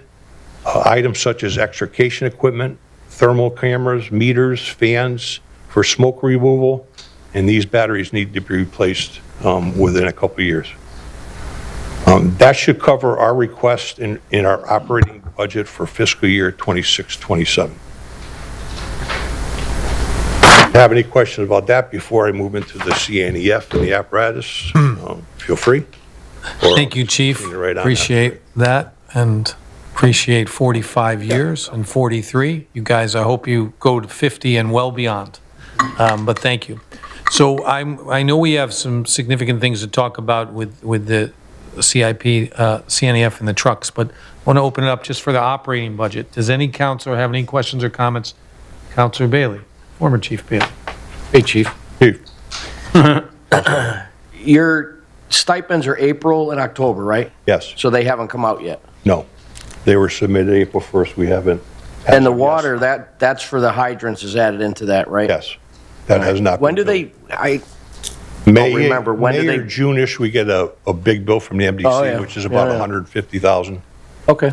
So that's why that line is still, They're just big, that's all. yeah, I just get the right one. Yeah, that's the MDC bill. We haven't been billed for the hydrant yet. Like I said, it's either May or June. All right, thank you. Thank you, Counselor Bailey. Further council comments or questions? I have Counselor Forrest. Counselor Forrest. Thanks. Love where the numbers are going, obviously. We've had a lot of conversation over years about having a strong volunteer corps, right? For the whole town, but our department's right at the top of the list. Yeah. So, we do know Newington's having a lot of success over there. Should we be having conversations about a more robust cadet program and other programs along that to ensure we have this good upward trajectory? We have had conversations with the Newington Cadet Program. Actually, my boss is the advisor to cadets over in Newington. Yeah. So we have discussions all the time. Their door is open to cadets. We have polled our people a few times for initiating a cadet program, which is going to be very labor intensive and very time consuming. And we haven't had firm commitments, and I don't want to jump in feet first to something that will fail in a month or two. People don't realize how much time it's going to take, because it's going to be all the stuff that they do for the firefighters, they have to do with the cadets at either a different time or keep them involved at other days of the week. Separate training programs, because there's things that cadets can't do with us, just because of child labor standards and things like that. There's quite a few other things. They have to be supervised in the firehouses because they're young, those people. But we've talked about it a few times at the department meetings. We've looked for participations or people that were interested in spearheading it. Our staff here couldn't probably take that on themselves. They could supervise a person that would have to spearhead the whole program. So we've tried to drum up interest to do it. Eventually, someday, we probably will. But we do have an avenue with Newington. We just had one gentleman just went through the training program that lives in Wethersfield. He's a Wethersfield high school kid. Yeah. He went through the training program in cadets in Newington. He just applied to our department because he just turned 18. Lives on Charter Road. We just took his brother in. So, I understand there might be another one that has expressed interest in the Newington program, and we'll support them. We'll support them with sending somebody over to assist in training, supervise them, but we don't have anybody right now that wants to take over the responsibility for that amount of time to the program. And if the town could provide somebody that could do that, is that a direction that you want to go in, or maybe not yet? Well, maybe not yet, because I think we need somebody with, obviously somebody has to be fire experienced, because they have to teach the people and be in contact with the people. And Rich has got a lot of time. No, I think that. You knew where that was going, right? I kind of thought that's where you were You going. and Dignati have got all the time in the world in 6 months. I'd love to start one tomorrow. I just wish we had the people and the time to do it. Because that was, and we've had the discussion with the mayor quite a few times, me and him, and I'd love to do it. I wish we had people to do it. Although it may not happen right now, maybe even in this budget cycle, is that the direction that you think the fire department should go in? Yes. As we continue to have that conversation? Yes, it's still active discussion with our members. Okay. So hopefully one time somebody's going to say, well, my kids just moved away and I, need something else to do on top of just going to fire calls. I'm hoping that happens. Yeah. For what it's worth, I think it's a great idea. I want to have a great and tremendously awesome fire department. We are both products of the very first Explorer program at the town of Wethersfield. So I'm 1978, happy. and you shortly behind. So, Like I'm sure many, but I won't speak for anyone else. I'm happy to continue to have those conversations. I think it could be great really program, great for our town. very time consuming. Yeah, I get And it. like I say, I don't need somebody to say, I'm going to do it this week, and then I don't want to do this anymore because it doesn't look like I can't Thanks, Mayor. look at failure. Thank you, Councilor Forrest. Further council questions or comments? Quickly, I will just say I got invited to be part of the recruitment task force. Thank you, Chief. Wonderful job leading that.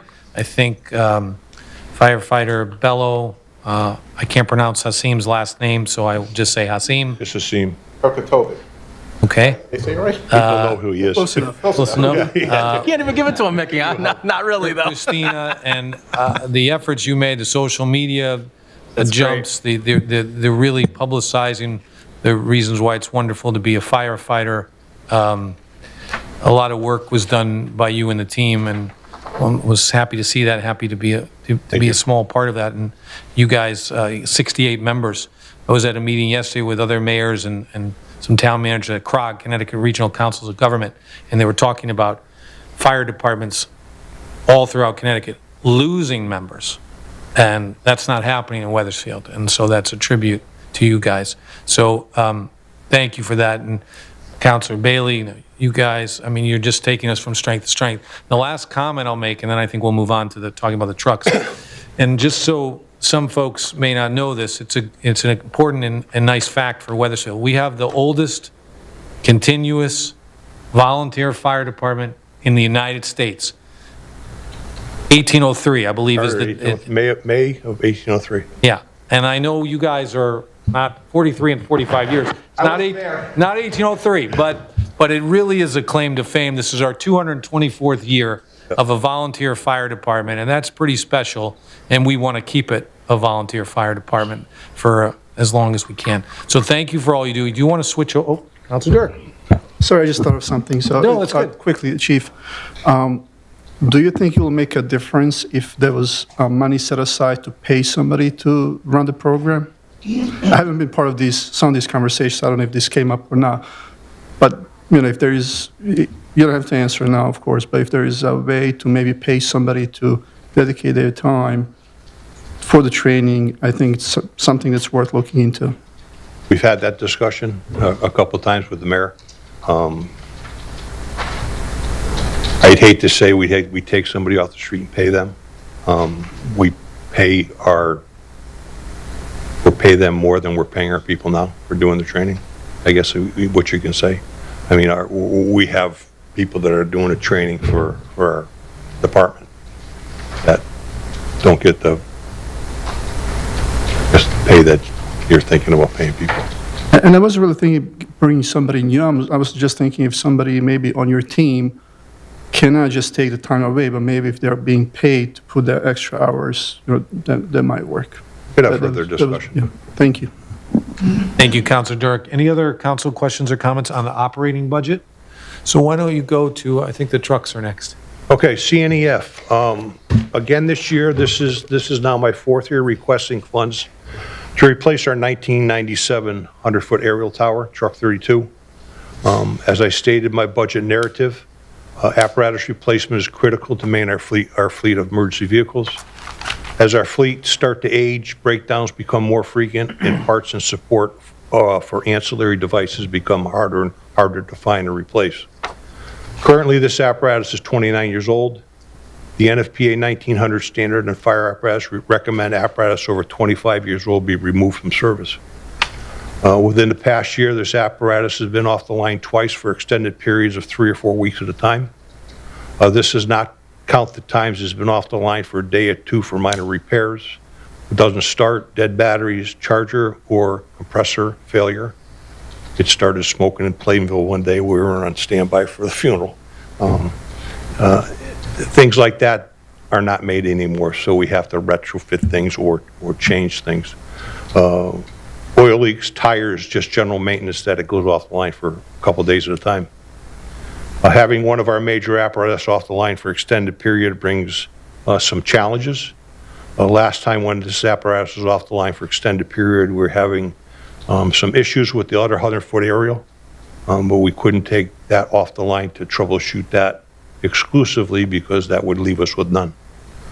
Focusing on the repair of the second area was delayed until that truck was repaired and fully brought back online. So we were left with no large aerial apparatus in service. Currently, the lead time for delivery of a new piece of apparatus is approximately 28 to 36 months from the signing of the contract. So in essence, if we sign a contract today, delivery would be about 2029-ish, making a current vehicle approximately 32 years old. As we continue to delay replacement of major apparatus, prices of apparatus continue to rise and apparatus continue to age. Originally, back in 2022, the replacement cost for this type of vehicle was around 1.8, 1.9 million. Today, with manufacturer costs escalating, new EPA emission standards require modifications to apparatus, and numerous other factors, the price has increased to approximately $2.3 million. Increasing delays will push costs towards 2.4 to 2.5 million probably by next year. Also included in the fire department's CNEF request is replacement Rescue 23. Rescue 23 is 23 years, Rescue 23 is a 2001 heavy-duty rescue truck that carries our vehicle extrication equipment, vehicle rescue airbags, water exposure suits, and many other specialized equipment. It is now 25 years old. Its replacement is the next major apparatus falling in line with the NFPA 25-year guideline. The motor on this vehicle has been repaired twice. The paint is starting to peel. Rust is bubbling. Rust is showing and bubbling around the door handles and the hinges. Compartments are showing signs of age and hard use. The projected cost for this vehicle replacement today in today's environment is approximately 1.5 to 1.7 million. Again, if we continue to delay, costs will be much more.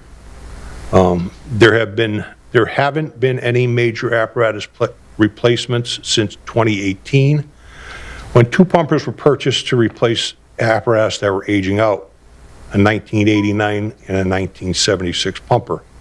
They were delivered in 2020. Ideally, a continued apparatus replacement plan where major apparatus were replaced on a continued basis, we would have been ahead of the game. Staggering purchases in prior years would have had these 2 apparatus replaced by now or in the process of being delivered. With our 2003 pumper, the next in line for replacement after the rescue truck would be on the production line by now. A deficient apparatus replacement program was also highlighted during the consultant's review back in 2020. I thank you for your time and your consideration, and is there any questions? Thank you, Chief. I'm going to open it up for questions related to the potential purchase of these trucks. Councilor DiCiaccio. Just a quick guess. How many hours on those? I'm remiss to tell you, I don't know. Yeah, I don't know. Thank you, Councilor DiCiaccio. We can get that. Yeah, we can get that. Yeah, we'll get that. Yeah, I get it tomorrow. I mean, it's also pump hours, it's aerial hours on top of. It's not reflective of engine the hours. use. I'm just curious. Hours Good question. mean a lot. It's a good question. Further, Councilor Forrest. I might have missed this. Is anyone over the other, the ladder truck versus the heavy-duty rescue truck? Sorry? Is one preferred over the other if we had to, The ladder trucks are preferred. Just trying to set the foundation, because the way I look at it, it's taken 4 years to get to the point where we've had an active discussion about the 97. So I'm starting the discussion about the 2001. So if we had the opportunity to do both, that's fantastic. But I guess I'm starting the foundation for the next one. And then, understood? The ladder truck will also take longer to build. Yep. 2-year lead time? What is it? 36 months. 36 months? About 34 to 36 months from time of signing of contract. Is there residual value? I'm guessing we're not going to have 2 ladder trucks, right? Well, we have 2. We'll be decommissioning one of them, though. No, we will be replacing one. If we decommission. Maybe I used the technical term. To keep our ratings, our insurance ratings, okay. The town requires, for the insurance rating that the fire department holds, which is an ISO 3, we require 2 ladder trucks. If we got rid of one, then that would decrease our ISO rating, which in the long run, and I'll defer to Councilor Durek in the insurance business, that increases insurance rates I understand. commercially. Maybe I misspoke. You're talking about the same thing. If we purchase another truck, we Yes. purchase A, Yeah, and then we'll have 3. no, that will go away. The one we're replacing is going away. Okay. So the one that will go away, Yeah, is there residual value on that truck? Is it still Probably worth not. $100,000 in parts or something, or whatever? $50,000, guessing. Yeah. I mean, I can go online and find a broker of something that's comparable, but not much. There is a market, though, for used fire trucks that you could offer. Businesses, Okay. we've had some older apparatus purchased by bridge painters. You're going to buy one? I understand the city of Hartford wants it bad for a spare, but, the city of Hartford's not going to pay, so. I understand.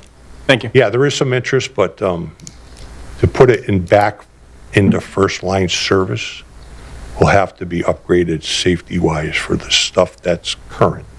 I was more looking from a budgeting standpoint, right? If there's any type of an offset, that's really what the question was. If there's an offset. I'm sure the dealer might take it in trade, but I don't think you're going to get a lot for it. Thanks, Mayor. Thank you, Councilor Forrest. Further, Council, I have Deputy Mayor Rotes and then Councilor Durek. My question is the same question from last year. If this is just so much money and it's so important, and so what are our options for, we can't, I don't foresee a budget where we're ever going to be able to say, here is the money for this ladder truck. So what are our financing options? I know we've talked a little bit in the past about lease options.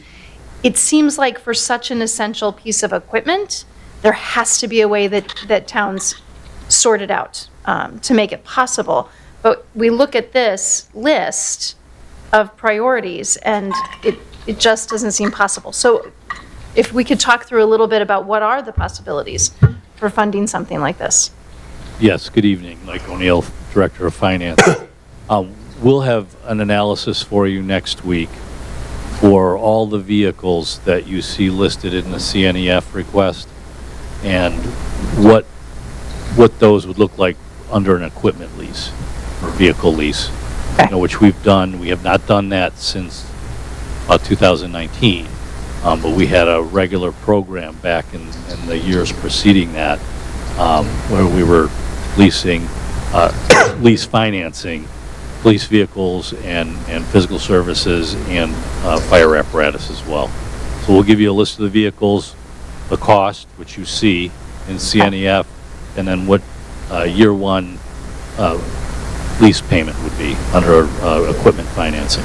Okay, great, thank you. I just want to say too, bonding, when you ask about what other towns do, I came from a community where we had literally a fire apparatus bond every year of at least $650,000, and every year it passed with flying colors. So, other places do use bonding more than Wethersfield has. Thank you. Thank you, Deputy Mayor Rotes. Councilor Durek, Councilor Wands. Tommy, did you have your hand up? Yeah, that's all right. Did I miss you? Yeah, but Councilor I'm just Penelo. sitting here, no, my chair broke, so it's fine. No. I'm going back to the fire truck. You're saying it's a 3 to 4 year out. Do we pay for that up front and then wait for it? Or can we budget for it now, waiting for it to be built so that we can sort of take some of the taxes off?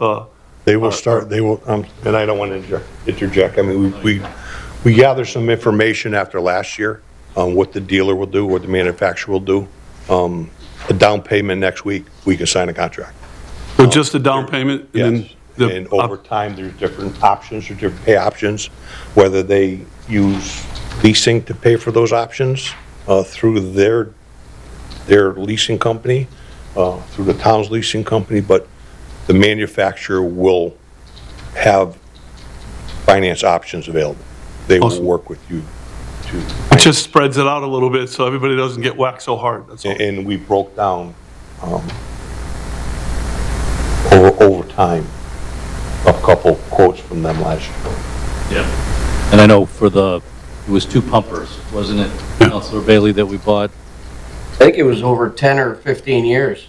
Yeah, it was over 10, but we also, I think for those 2, we paid everything up front and got a significant discount on the total price. So there's a lot of different ways you can do it. Well, honestly, when I talked to them after the last year, there were quite a few options that they entertained that they would work. And it was a matter they will work with you anyway.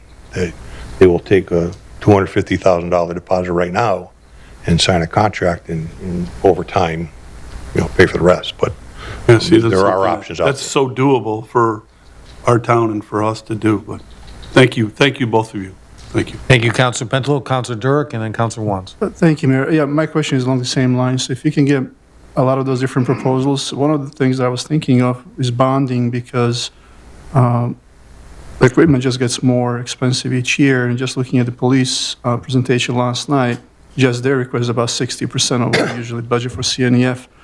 So instead of just trying to buy a few things every year, maybe we just go out there, bond, and get a lot of these different things that we need at the moment, and then just leave less money available each year to look into it, but we have something that we do right now. So if we can just get quite a few of those options, I think that will be helpful. Yes. Thank you. Thank you, Councilor Durek. Councilor Wands. Councilor Durek basically copied what I think it would be helpful not only to know what the full CNEF requests were, but to see some lease options and to see bond options and understand the implications for years out for the interest and things that we'd be paying on various options, because we can't keep kicking the can down the road. Thank you. Thank you, Councilor Wands. All of my questions have been asked. Does anybody have any? Thank you. Chief, Thank you. Assistant New Deputy Chiefs, congratulations. Thank you for being here. Congratulations. Thank you for your time. Part of your assignment as Deputy Chief is to come to these meetings. So no, we're happy you're here. Thank you. Thank you, guys. Thank Appreciate you. it. Thank you. Thank you very much. Thank you. You guys okay over there? Or you're- No, my chair, I kept, That's what I thought. I'm 6'3", and then I'm underneath the table because it kept going down. Rich called me a fat ass, but that's not true. So this is over line, sorry. You're still mic wasn't off. God. It was Rich that said it. Thank you, gentlemen. We're going to, IT, you're up next. That was rich. Throw your buddy under the bus, huh? Well, now I gotta throw somebody under the bus. Yeah, well, you can go right How about a back fire truck? 2.5 under the fire truck. Good night, thank you. Thank you, Chief. Good night. Do a fire truck. Yeah. Councilors, this is our last one for tonight, which is IT. Could you just put it in a memo to us? And Yeah. send it to us through the computer? We're good. Welcome whenever you're ready. Just introduce yourself. What page are we on? I don't have it. I'm Derek Silva, Information Specialist 3. And I am Jim DeRegan. I am the Shared Services IT Supervisor. Or on this one. Welcome. Thank you. So we'll start off with a brief overview of the staff. We're a team of 3 full-time information specialists with a shared services manager from the Board of Education. All 3 of us handle tickets and projects throughout the year, and the IT department is on call 24 hours a day for IT assistance at the police department. I just wanted to take a minute to highlight a small highlight reel of all the high-end information technology systems that the IT department manages daily. And please ask any questions. I'm going to go through it. I'm going to try to explain some of the ones that aren't self-explanatory, but if you have any questions, please chime in. We manage the town and police department's firewalls. So the firewalls are hardware devices that keep our local network safe from internet threats. We also manage all wired, wireless, and mobile networks. We manage the new VoIP phone system, copiers and copier management system. 25 servers in our server farm that support all town departments. Servers are nothing more than storage devices for files. They could also house department software that they need to run their department on. And there's 25 of those throughout the town. All desktops, laptops, iPads, Chromebooks, mobile phones town-wide. Wide area fiber networks that connect all town buildings together to give them network support and internet services. Primary and failover internet connections. Laptops and software in the police department cruisers. Door access systems, that's a new project. Camera system management and video retrieval for incidents. The entire Google environment, email, calendar, storage, shared environments. FOI processing. Street cameras for the police department on the Silas, Deane Highway and the Berlin Turnpike. Coming soon. And last but not least, for our larger environments, we manage the cybersecurity training for all town employees, and we manage the creation and management of our cybersecurity response plan that keeps us safe from ransomware and cyber attacks against our networks. So this is just a short list of all the top tier systems we manage, but just understand that there are a lot more items that we manage every day with all the town departments, but this is just a quick list. Does anybody have any questions so far? Thank you, Jim. Councilor Bailey. Yes. You had said the firewalls and cybersecurity. Yes. Does it have anything to do with the radios?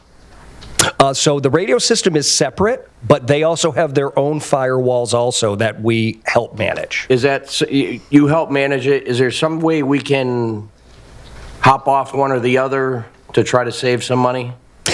It's tough because the Harris, I can't speak too much on that. I mean, Bob knows a lot more about that, but that system needs to be siloed and separated from our active networks. It is obviously emergencies, communications. So that has to be siloed and defensed differently. So it's hard to manage those together. Yeah, if it was worth, you could do one cybersecurity thing and sure, understood. Yeah, make it just as safe. I don't want to kill safety, but yeah, no, absolutely agreed. Yes, understood. Thank you, Councilor Bailey. Good question. Further council questions or comments? Councilor Durek. Thank you, Mayor. Comment and a question. On one of the presentations, police chief said that most cameras don't work, so I don't know how we can improve that. The question is here on the internet services, says see chart. I'm not seeing any chart, so that seems to be the biggest increase year over year. So what is that exactly for? It says $46,361. That's the next page. Next page. The next. Right in the book.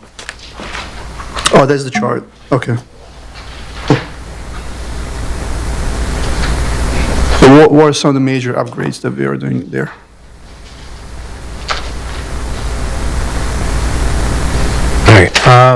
Some of them were cloud technologies that are not necessarily things we're in charge of, but they're grouped, so they're logically put into an IT line item. But some of them were increases to cloud services that are either in place or they've been expanded upon. Okay. Yep. For us, it was mostly just increases in our hardware section, IT software. Yeah, I see something removed from Fire Marshal, so that's... Yeah, so that was his, but it didn't really make much sense to put it in the Fire Marshal's budget because it's an IT-related thing. But for us specifically, we had 2 increases under IT equipment and software. That was the Aruba wireless upgrade for the police department. Their current system was installed in 2019, and it is end of life and it is end of support and end of software updates in 2024.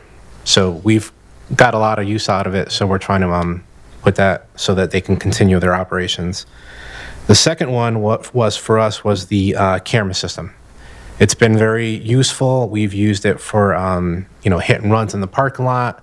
We've helped citizens if they leave something behind. We've been able to trace where they go. We've helped police with a couple incidents, and it's been very useful. The system itself, again, another older system that was installed in 2019 also. It's It has issues with some cameras just falling off. They constantly have to be added. The cameras themselves, they're approaching that age where they could work for another month, or they could do 6 months, or they could do another 4 or 5 years. It's just they're in that weird stage where 5 to 8 years, they start to have that weird effect where they're just either going to fail or they could run for 10 years. So you're kind of like just, you have extra time, you might be able to get some life out of them. But we want to preemptively replace it because it's been so vital with a lot of things that we've done day to day. So those are the two biggest increases under our main operating budget. Thank you. Yep. Thank you, Councilor Dirk. Further council questions on comments for IT? I just have a couple quick ones, and I'm getting to the end of the night here. First, you guys are an example of shared services between the town and the schools, which is a model. Yes. If possible, we'd like to do more. I want you to comment on that. And these aren't really questions on the budget, but if there's any savings, budget related, I'd like you to comment on that. And then the second question is cybersecurity. So I wanted you to comment. I assume we're getting a lot more threats than we used to. Maybe you can comment on the type of threats and if there's any impact on the budget, if we are going to need more, I'll call it high-level equipment in terms of cybersecurity. So shared services, cybersecurity, and that's all I have, and then that might be it. So those two. Thank you. Certainly, thank you. So first off, for the shared services environment, again, what we do for both IT departments, town and school side, what first thing we do is make sure that we're using the same hardware, software across the board. That way, when we do share personnel between both areas, they know how to manage those systems. So that's one way that we certainly can save money.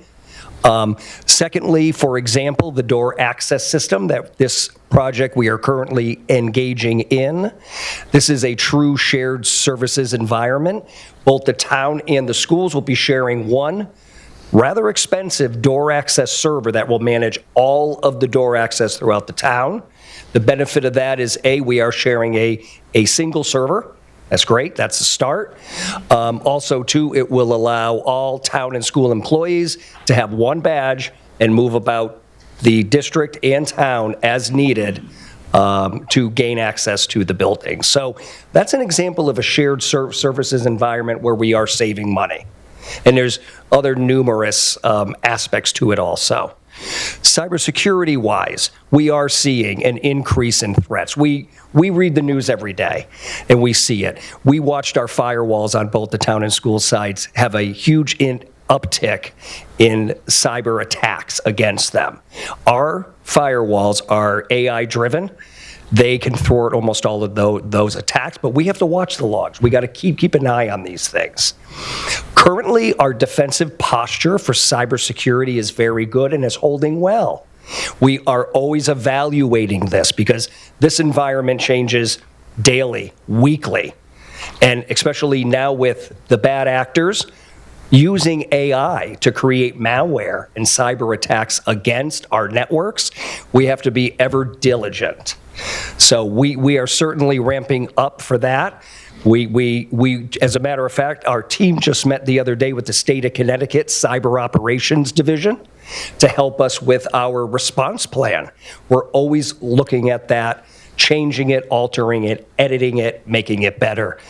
So if we ever do have an incident, as we have seen around our local towns, we have seen in the past few months, a couple of our towns have an issue. We want to make sure that we are prepared also. So we certainly are efforting all of that.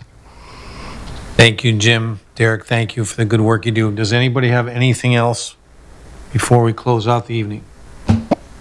Thank you. Take a motion to adjourn.